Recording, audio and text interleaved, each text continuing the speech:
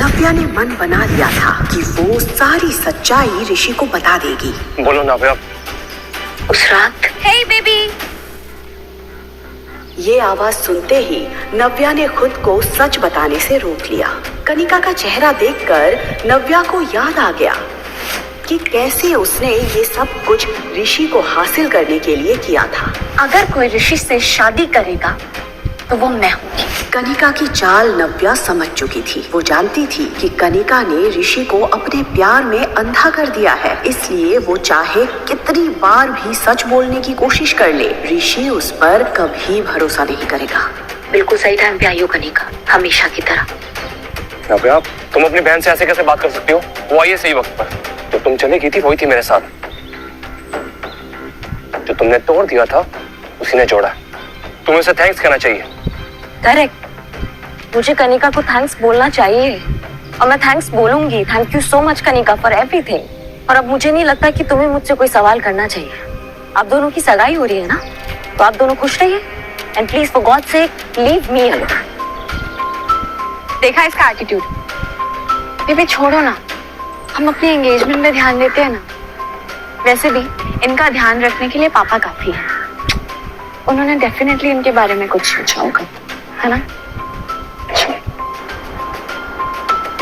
इस नाजायज औलाद को तुम्हारी मेरे पास लाने की हिम्मत कैसे हुई? जो मेरा ग्रैंडसन नहीं है और ना ही कभी हो सकता है। सगाई में केवल तुम वेलकम हो, ये बच्चा उस इवेंट में नहीं आ सकता। अम्मा, नानू नहीं चाहते हैं ना कि मैं पार्टी में आऊं? मेरा बच्चा। उसकी उम्र भले ही कम थी, लेकिन उसे ये तो समझ आ ही गया था कि उसे यहाँ पर दादी के अलावा और कोई भी पसंद नहीं कर रहा था। उसकी ये फीलिंग देखकर नव्या के दिल के टुकड़े हो गए थे। क्या कभी ऐसा हुआ है कि मम्मा अपने बच्चे के बिना किसी पार्टी में गई हो? नानू थोड़ा गुस्से में थी ना, इसलिए उन्होंने ऐसे कह दिया। लेकिन तुम हमेशा एक बात ध्यान रखना, मम्मा कहीं भी जाएगी अपने बच्चे के साथ जाएगी। चॉकलेट? नव्या ने आरव को तो बहला दिया था, लेकिन उसके मन में अभी भी उथल पुथल मची हुई थी। एक तरफ उसे अपने परिवार की नफरत झेलनी थी और दूसरी तरफ उसे आरव के कोमल मन का ध्यान भी रखना था। बस जल्दी से ये 1-2 दिन निकल जाए, फिर मैं अपने बच्चे को लेके अपनी दुनिया में चली जाऊंगी।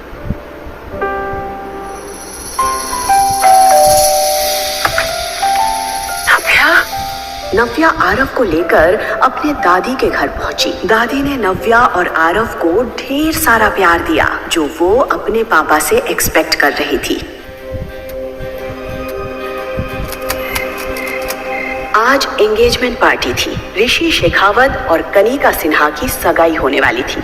इस पार्टी में देश के जाने माने लोग और बड़े बड़े बिजनेसमैन भी शरीक होने वाले थे। उनमें से एक था मिस्टर आलूवालिया। उनकी उम्र 45 साल की थी, इसीलिए बिजनेस में उनके इतने सालों के एक्सपीरियंस से हर कोई प्रभावित था। शेखर अंकल, आपने मुझे बुलाया? यस, अंदर आओ। बड़ी क्या अंकल अंकल लगा रखा है? कॉल मी डैड बेटा। ऋषि, आज का दिन मेरे लिए बहुत इंपॉर्टेंट है। ये शादी एक शादी नहीं बल्कि हमारे फैमिली बिजनेस को मजबूत करने का तरीका भी है। आज मैं तुम्हें अपनी सबसे प्रीशियस डॉटर देने जा रहा हूँ। आई होप कि तुम उसका अच्छे से ख्याल रखोगे। आप बेफिक्र रहिए डैड, मैं कनिका का अच्छे से ख्याल रखूंगा। आज पार्टी में कुछ खास गेस्ट आने वाले हैं। मिस्टर आलूवालिया, उनसे मिलने कई लोग आएंगे। बड़ी मुश्किल से वो यहाँ आने के लिए राजी हुए हैं। और तुम तो जानते हो कि उनसे रिश्ता बनाने के लिए लोग बस एक मौका ढूंढते हैं, और आज की पार्टी में उन्हें ये मौका मिल जाएगा। ध्यान रहे, उन्हें किसी भी तरह की कोई दिक्कत नहीं होनी चाहिए। Sure dad. आज पार्टी में नव्या भी आने वाली है। आपको लगता है वो आएगी? आएगी, जरूर आएगी। मैंने उसे बुलाया है, वो मेरी बात टाल नहीं सकती। इनफैक्ट मेरे एक फोन कॉल पे वो भागते हुए चंडीगढ़ आ गई। वो पार्टी में जरूर आएगी, आई नो। आज में कोई प्रॉब्लम ना क्रिएट करे। कनिका आज खुशी से फूली नहीं समा रही थी।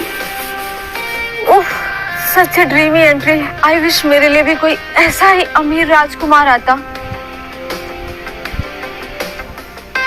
ऐसा राजकुमार पाने के लिए ना बड़ा चालाक बनना पड़ता है। क्या मतलब? अरे तुझे नहीं पता? ये राजकुमार इसकी बड़ी बहन का फियांसे था। इसने अपनी बहन को घर से भगाया और अब उसी के फियांसे से शादी कर रही है। अरे हाँ, सालों हो गए नव्या को देखे हुए। इस सिन्हा परिवार ने ना जाने कहाँ गायब कर दिया उसे।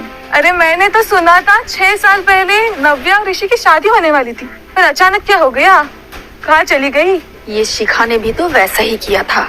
शादीशुदा मिस्टर सिन्हा को उनकी वाइफ से दूर करके खुद उनसे शादी कर ली थी। क्या पता इसकी बेटी कनिका ने भी बेचारी नव्या के साथ वैसा ही कुछ किया हो। आज अगर वो होती, इस कनिका की तरफ कोई देखता भी नहीं। उसकी पर्सनैलिटी के आगे कनिका कभी दिखाई नहीं दी, इसीलिए तो जलती है कनिका अपनी बड़ी बहन से। नव्या का तो और ही कुछ अलग है। मेहमानों के बीच कनिका और नव्या को लेकर कंपैरिजन की बातें हो रही थी। अरे मिस्टर सिन्हा, आपकी बड़ी बेटी दिखाई नहीं दे रही, कहाँ है वो? जहाँ तक मुझे याद है, ये ऋषि शेखावत वही है ना जिसके साथ आपकी बड़ी बेटी की शादी होने वाली थी? ये बात जोर से उठते ही सन्नाटा छा गया था। मेहमानों के बीच हो रही बातों से शेखर का खून खौल रहा था कि तभी नव्या के आते ही सिन्हा परिवार के होश उड़ जाते हैं। शेखर के बार बार मना करने के बाद भी नव्या आरव को एंगेजमेंट पार्टी में लेकर आई थी। शेखर दिल मिलाकर नव्या की ओर जाता है। तुम यहाँ इस लड़के के साथ क्या कर रही हो? तुम जानबूझ के अपनी बहन की सगाई खराब करना ही हो ना? इस लड़के का नाम आरव है पापा, और आरव मेरा बेटा है। और वैसे भी पापा, आपने मुझे बैंगलोर से सगाई अटेंड करने के लिए बुलाया ना, सो आई एम हियर। नव्या, मैंने तुमसे कहा था ये लड़का तुम्हारे साथ नहीं आ सकता। इसे अभी के अभी यहाँ से भेजो, वरना मैं इसका हाथ पकड़ के यहाँ से बाहर निकाल दूंगा। मेरे बेटे को कोई छू भी नहीं सकता है, और अगर आप नहीं चाहते कि हम यहाँ रहे तो मैं खुद यहाँ से चली जाती हूँ। दीदी, दीदी स्टॉप। दीदी तुम भी ना, तुम्हें तो पता है डैड गुस्से में तो 4 शब्द ज्यादा भी कह दिया तो तुम क्या सच में चली जाओगी? हाँ, वो क्या है ना दीदी, तुम्हें देख करके 6 साल पहले जो कुछ भी हुआ वो सब याद आ जाता है डैड को। ये सब कुछ कनिका ने किया है। कनिका ने मुझे फंसाया। एकदम चुप। अब एक शब्द और नहीं। देख रहे हो अपनी बेटी की हरकतें?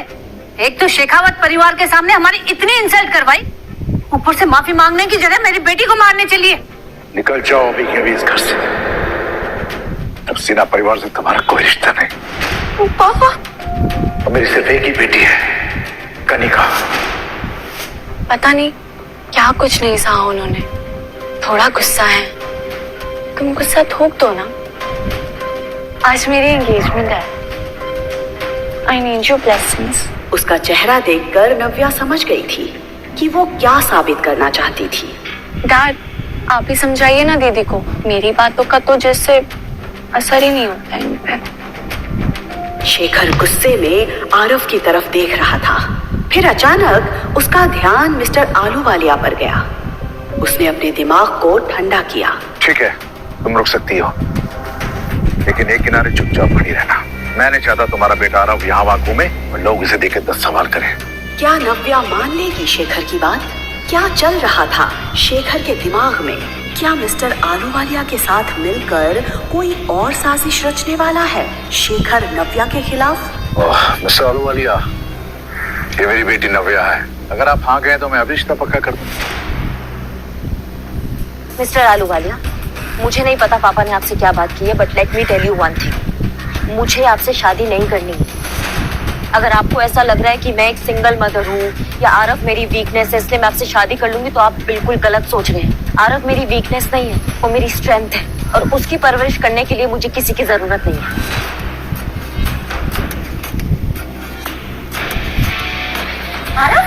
आरव, पापा क्या कर? शादी तो तुम्हें मुझसे ही करनी पड़ेगी। तुम्हारे पापा मिस्टर सिन्हा ने मेरे साथ एक बिजनेस डील की, और मुझे नहीं लगता कि मिस्टर सिन्हा वो बिजनेस डील कैंसिल करेंगे।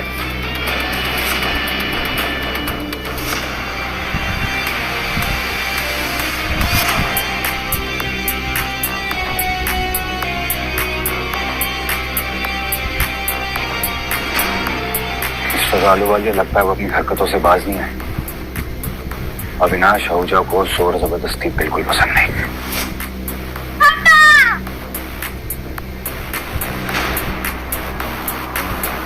क्या नया मोड़ लाएगी ये पार्टी नव्या की जिंदगी में?